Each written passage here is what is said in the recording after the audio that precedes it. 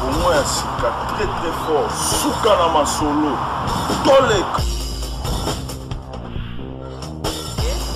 Congo ezaka Congo ya sika. Congo ya sika très fort. Congo ya sika. Congo ya sika. Congo ya sika très fort. Babi Congo ya sika ni boss Maurice Premier. Ozalo yenge.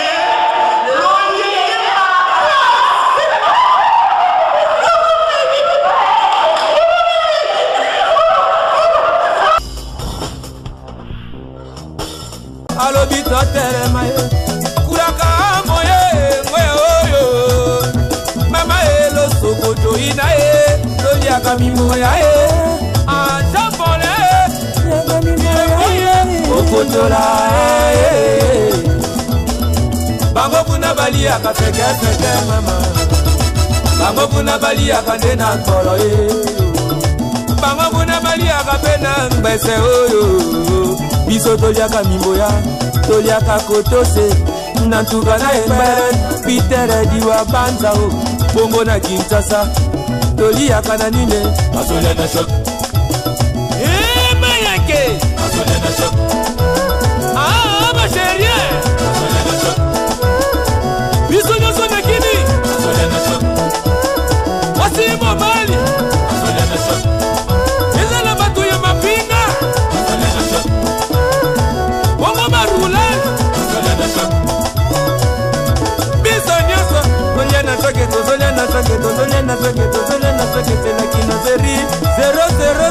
na Fernande Patou Mombo Maurice Premier aena visa koe visa salisa Congo Maurice Premier mwana ngwakaye Diego Kao aena visa koe apesi misala alobi bilenge hôtel et matoye ko la formation apprenez-nous à travailler chaque kandakana okay Léa Monele na jaboba dosomane ana kibamba mama bondeli motema Maurice Premier ngoyao Gabi Kilima Alexis Ngongo maître avocat Talose loyaka ejile mais lelo oyo nakoyambela bino mwana ya Congo avandi na kati ya mboka ya Scandinavie moto oyo a initié moto oyo a créé association monene oyo tobengi yango association ya encadrement ya ba trésors artisanaux congolais na RDC oyo aza na souci oyo en tant que trésor avandaka na poto aza na souci ya komema eloko moko mpona kosunga bandeko oyo batrésor artisanaux congolais nalingi mpona monopoliser la parole te totika toyoka ndeko Abraham bonjour. Oui, bonjour. Nasimbi le micro. Bonjour. Maurice. Pour la corriger mon association coopérative il y a pas artisanaux congolais dans Katia Méré. Bit Nabiso ils ont pas encadré. Bah, réserve en même temps, ils ont pas réserve mais tous les sous-traitants dans le domaine il y a minerais congolaise, nous en avons besoin d'encadrer banco et puis en même temps nous allons l'école de façon que tout le monde a moyen pour ça la concurrence là-bas. Bande comme sous il y a Piccolo Mususu, où il va y avoir dans le domaine il y a mine. Le problème est que tout ça, pour bien il y a des travailleurs congolais, on va travailler dans le domaine artisanal dans Katia Minéré. Et là, quand nous avons vraiment pour ça, que Misala et Mona, en même temps, on va faire Misala, vivre dans mon salaire. Merci beaucoup. malenge nayebi yo ndeko ovandi na kati ya mboka Suède ebandaki boni yo koma trésor congolais ebandi ntango okomi na poto obi osalaka yango déjà avant ya na poto ezalaka nini betela biso mwa lisolo na ntango moke nga azalaka acheteur na kati ya domaine ya diamant et puis tant que congolais nyonso oyo aevre ta moke na kati ya mine navandi na mboka ya poto bambula ebele nazongi na mboka mpona tala ndenge nini mosala ezosalama nazongi na mboka eloko nakoti kuna vraiment epesi motema mpasi epesi motema mpasi dans quelle condition ke bandeko oyo bazotravaille na mine jusqu'aujourd'hui bazotravaille toujours lokola na bandewakala mais na kati ya mosala ngo bazosexpose na tous les dangers liwa eza ya n'importe quel moment soki liwa te eza bamaladie nyonso wana baza livre bango moko na sort na bango namoni na ndenge wana ndenge bandeko bazosouffrir atelinga abi non alors mosala oyo nakosala bango moko te nakutana na bandeko mosusu baoyo baza na bacoopérative nakutani na bango tosangani totali dossier nayebisi bango ngalima totala vraiment sur 100% ya production ya bamine congolaise eza au moins 70% oyo eza extraction ya baminere mine égale 30% eza exploitation na baartisanat 30% ya nini ya production ya un pays eza moke te tozosola boye bamo technique bamama na biso bakoyeba te polelo oyo kongo ekomi affaire ya moto nyonso ezala bana ezala mikolo ezala bapapa balanda biso liboso oyakoloba bafrançais oyo tozomaîtrise te baanglais oyo tozomaîtrise te moye pepe na biso alanda makambo toleka na mboka na biso ezali te yango na todesidaki tozomana na lokota ya monoko ya mboka na biso Congo ezala swahili ezala lingala ezala chiluba ezala kikongo pour te faire comprendre soki oza na bamo technique tokende yango malembe mpo tokombana bandeko awa na yambi moko mokonzi oyo asangisi bandeko nyonso tu oyo batali makambo misala maboko na kati ya minere ya Congo ezala diamant ezala or ezala baoyo nyonso koza na moko toyebi ke mboka na biso ezali kita ya biloko wana ebele mais eza na baproblème ebele na kati oyo leta azali komona te yango ye asangisi bana ya Congo na kati ya misala wana mpona kobongisa mosala wana ezala malamu bandeko na ngai Abraham président national problème nini concrète okuti na kati ya réseau na bino parce que toyebi ke na réseau wana toyebi ke bachinois bekolo ebele eza kuna boza na mpasi ya kosala yebisa biso pepe ayeba problème nini bokuti e solution nini oza nango mpona komema mpona changement ya solo na secteur na bino ya minere na secteur na biso ya minere problème eza makasi dans quel sens bacréser artisanat baza marginalisé complètement marginalisé c'est-à-dire bien que baza exposé na bamaladie baza exposé na baéboulement baza exposé na escroquerie commerciale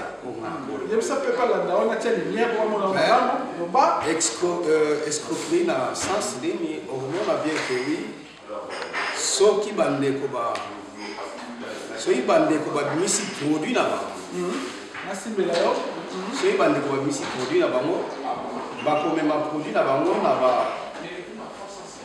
na bacomptoir oyo bandeko na biso ya baétranger bakolo mosusu bazosala mais tant que biso moko toza na bamatériel te oyo toyeba valeur toyeba combien teneur nini ezocontenir na baproduit na biso Par là, c'est-à-dire que la vie sur on a parfois produit à la ténère, il y a 30%, bango va voyer ça 2%.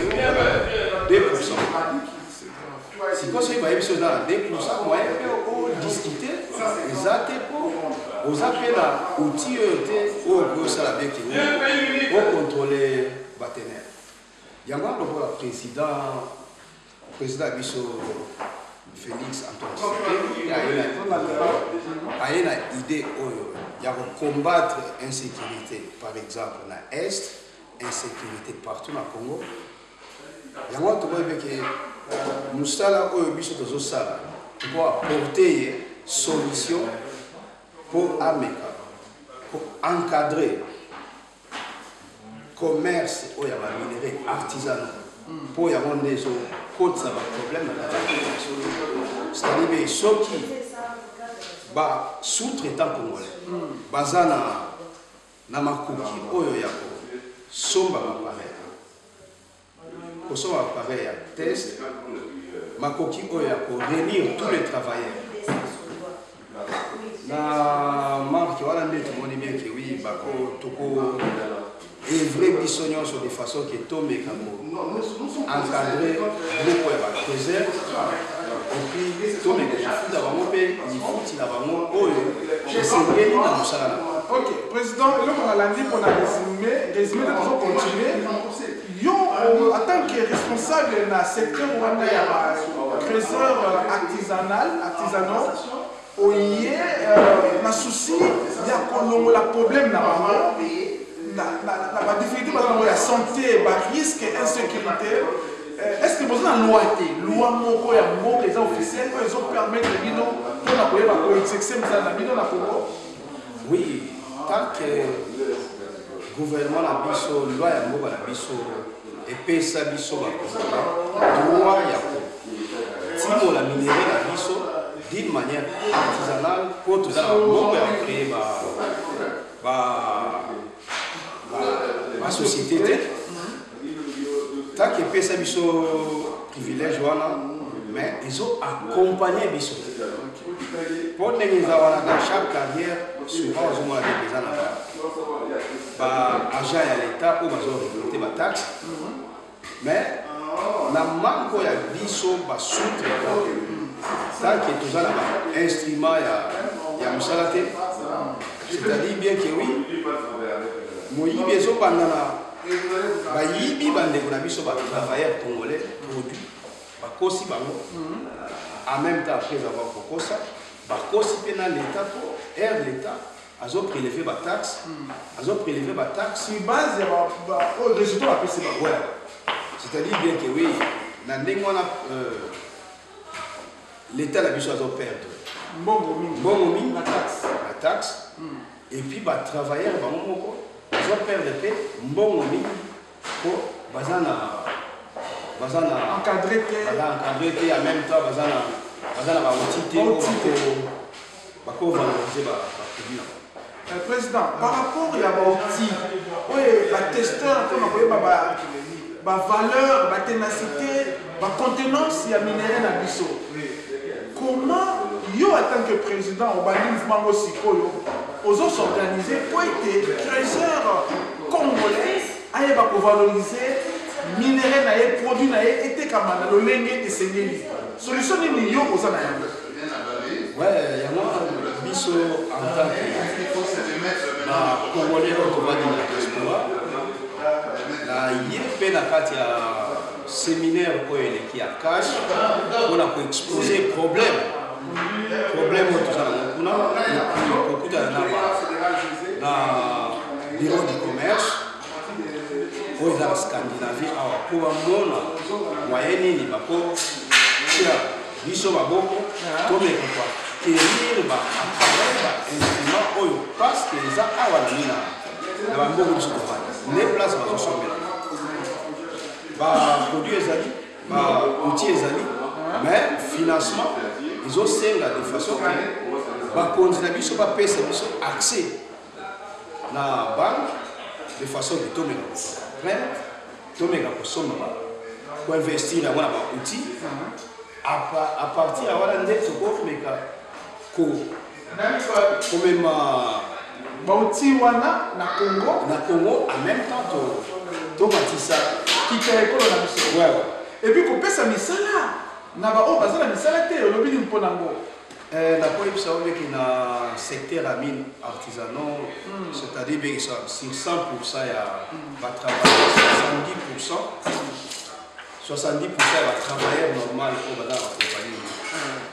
Enregistré, mais tout ça au moins là, ceux qui n'ont pas travailler artisanal, va poser à la au-delà, ça et quelques 1000 personnes. 100 et quelques 1000 travailleurs. Donc 100 et quelques 1000 travailleurs indépendants, artisanaux, où est basé ça dans le secteur, il y a minerai na Congo. Bien sûr. C'est-à-dire bien que oui, tout ça implanté dans toutes les provinces là. Il y a 26 provinces. Oui. Si quoi là, il y a des gens qui oui, dit nombre de mission. Il y a 13 heures. En même temps, vu comment notre gouvernement a prendre le soin de la bissoté, c'est-à-dire bien qu'à partir de là, on a mal que les autres et pas la bissote, et puis mal que les autres comment et pas la bissote. Mais ndeko, kuna évolué tout ça, bana miké même il y a 7 ans, on peut permettre de bango ba osala musala wana. Mais là on a aujourd'hui solution, aujourd'hui mano ya ko bunda côté le secteur wana.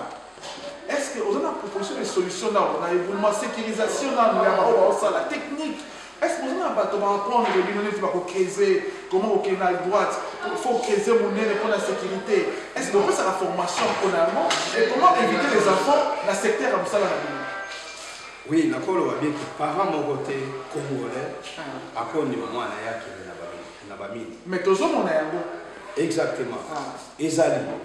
Mais souvent, biso moko na kati ya coopérative toujours œuvrer de façon que bana bazonga na classe bazala na kati ya binité ce que talipé la majoritaire sur 100% va travailler artisanaux caché mais parfois il y a 1% ou bien pas même 1% il y a travailleurs il y a bana na kati ya binité et ça papa responsable ba o bazala ba famille. En même temps, nous savons comme moi, un soldat, souvent, comment appeler soldat, bana na minéré, comment appeler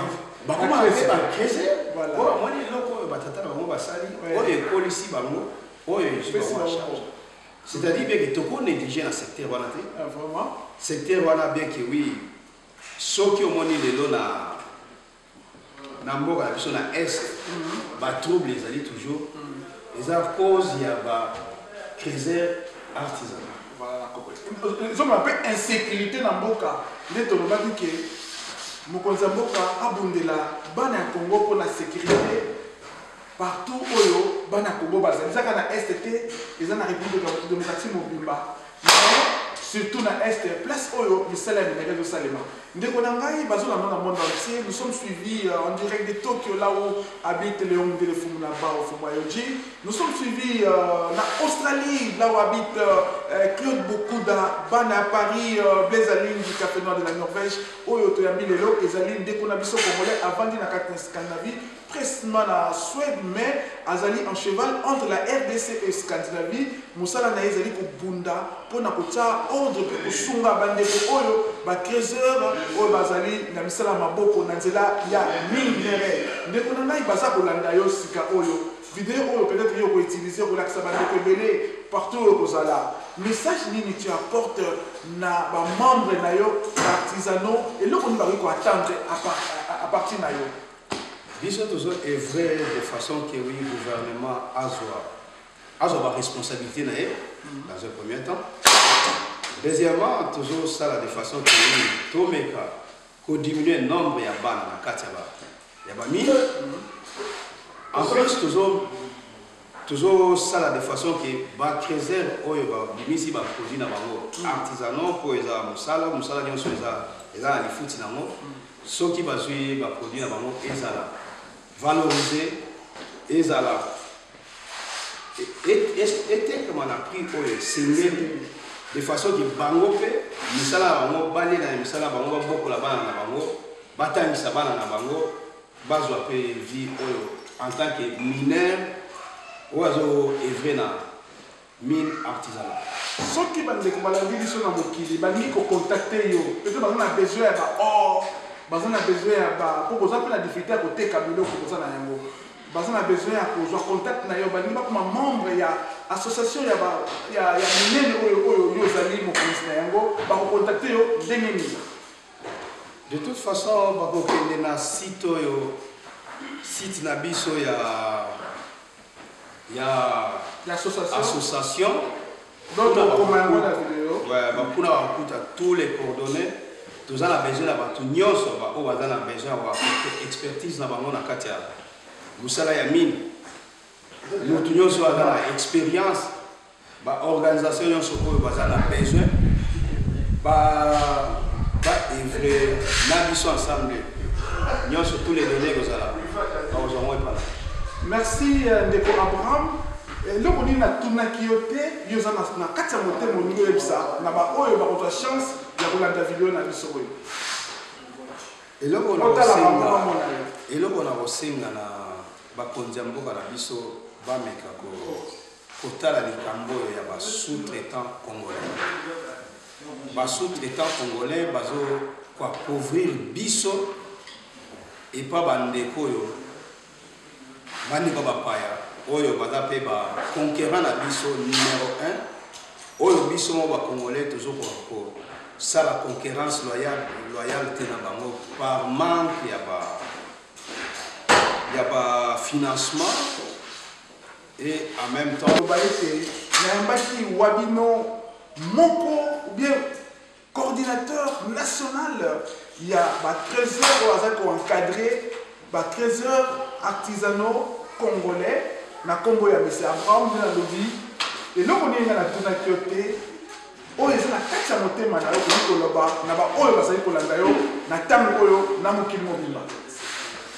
Oui, et là on voit bien que ça toujours signe aide ya gouvernement ya président Félix Antoine Tshisekedi oyo aza moko oyo pour la jeunesse pour la aider jeunesse, mais jeunesse en moi toujours mon avec oui, la plupart mingi ba ko dans la province baza engagé dans la minerai artisanal. Mais na souci na besoin d'encadrement ba jeune dans la Katiamine. Toujours c'est avec oui, président a aidé biso tout le monde a moyen. Il y a quoi encadrer bango très bien. Tout le monde a moyen pour orienter bango. Tout le monde a moyen pour sécurité, la protection en tant que Congolais. Il y a des soucis dans le niveau de la protection. Tout le monde a besoin de difficulté. Au Italie, ils ont un peu de moukier. Au Italie, on a vu ça, on va encadrer. Conseil de l'Europe, ça va. Le conseil de l'Europe, ça va dire que oui, tous à la patience, tous à la patience et puis tous à la confiance au gouvernement. Na Mikolo Roya toujours à aider pour tout ce que mon ami Gassia va nous œuvrer déjà dans le domaine sous jusqu'à ce qu'il y ait pour occuper le comme la mission. Merci beaucoup, moi, je vais 3 personnes là, je vais vous la vidéo. Ouais, la OP, c'est équipe, il y a association, il y a coopérative, il y a RDC. Et en même temps, tous les trésors artisanaux, il y a RDC. La PSI et puis confiance toujours. Et ça la mise la biso, mais tout ça tout biso vie et puis tu vas améliorer biso bana vie là-bas. Merci Wana Nautiko Yamba, responsable il y a trésors artisanaux congolais. Et puis, lobby, message dans 2 volets. Premier volet, c'est gouvernement, attend le secteur Oyo pour encadrer, pour mettre vraiment ordre, pour éviter insécurité, éboulement, banamike, pour ça, na minerai Oyo, mingi. bango bazali prêt à travailler en collaboration avec ma police na biso ya mboka pour être bazala utile na mboka na biso pe bazala besoin ba matériel parce que puis bazoteka eza prix moko ya se baza kokosa bango na bato bazala machine na ba matériel bango bazala besoin ba matériel pour ba détecter ba valeur ya ba produit oyo baza koteka pour ezala na valeur ya malamu pour bafuta taxe na l'état azwa mosolo mpona kotonga mboka Congo wana ezalaki wa bino Maurice Mokulu molobeli ya bana mboka Congo awa na kati na Scandinavie na okike invité na ngaza na moya kolomba rapidement bazala na biso toza na tante ya tozomona toujours que ceux qui performent liwa nyonso eza liwa pasi eza pasi na bato nyonso bapere de famille tozomona ke soki batomboki bakoti zamba babomi bato misato mine tozomona ngo nyonso na baimage bainformation mais chaque jour oyo tozoloba nga na bino na minute oyo bato bazokufa na bamine epuis bazokufa kaka te ke éboulement eza na bamaladi baza exposé na baproduits toxiques c'est-à-dire bien que oui par jour na territoire national mobimba tu comptera toujours nombre de morts oyo eza kaka éboulement te mais bamaladi retardé compte tenu ya matériel que j'ai utilisé. Oui, merci. Ok. Vraiment, au Canada, en tant que président, tu as accompagné, tu as un bureau na Congo, au Benguin, tu as accompagné Moussala Nayo pour l'encadrement réel. Merci beaucoup, Bolanda Kiwana Wabino Maurice Premier, en direct de Scandinavie, Molobeli, ya Bana, ya Congo. Dès que tu as dit Mokolo Nzambe, accompagné ça sous Tango, Poto Boutana. Botika Malam, Namboka Labino.